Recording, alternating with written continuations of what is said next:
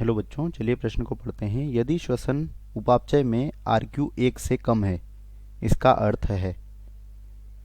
पहला विकल्प है कार्बोहाइड्रेट का उपयोग श्वसनीय पदार्थ की तरह होता है। दूसरा है कार्बनिक अम्ल का उपयोग श्वसनीय पदार्थ की तरह होता है। तीसरा है श्वसनीय पदार्थ के ऑक्सीडेशन के दौरान मुक्त कार्बन डाइऑक्साइड की तुलना में अधिक ऑक्सीजन का उपयोग होता है। चौथा है श्वसनीय पदार्थों के ऑक्सीकरण के दौरान मुक्त कार्बन डाइऑक्साइड की तुलना में ऑक्सीजन का उपयोग कम होता है। तो हमें यहाँ पर प्रश्न पूछा गया है कि श्वसन उपापचय में अगर आरक्यू 1 से कम है तो इसका अर्थ क्या होगा। तो चलिए बात करते हैं इस प्रश्न की मुख्य अवधारणा। तो बच्चों, जो आरक्यू होता है इसे श्वसन गुणांक भी कहते हैं, और श्वसन की प्रक्रिया में मुक्त कार्बन डाइऑक्साइड और प्रयुक्त ऑक्सीजन का जो अनुपात होता है इसे ही क्या कहते हैं, इसे ही आरक्यू यानी कि श्वसन गुणांक कहा जाता है। तो बच्चों यहाँ पर बात करते हैं सबसे पहले विकल्प की।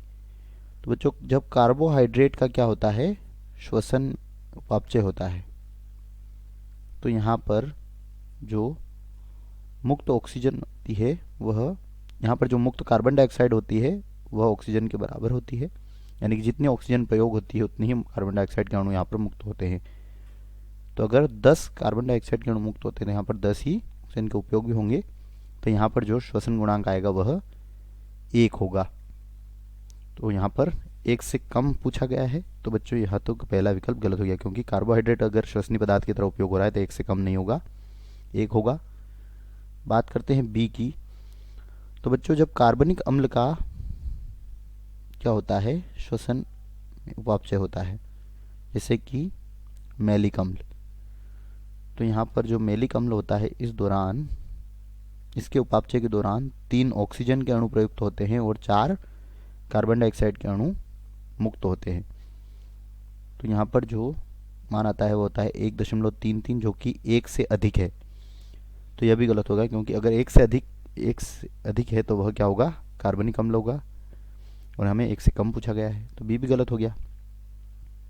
इसके बाद सी, श्वसनीय पदार्थ के ऑक्सीडेशन के दौरान अगर मुक्त कार्बन डाइऑक्साइड की तुलना में अधिक ऑक्सीजन का उपयोग होता है, जैसे कि यहाँ पर 145 अणु क्या हो रहा है, ऑक्सीजन का ऑक्सीजन जो है उपयोग हो रहा है, और कार्बन डाइऑक्साइड के 102 अणु जो है यह मुक्त हो रहे हैं।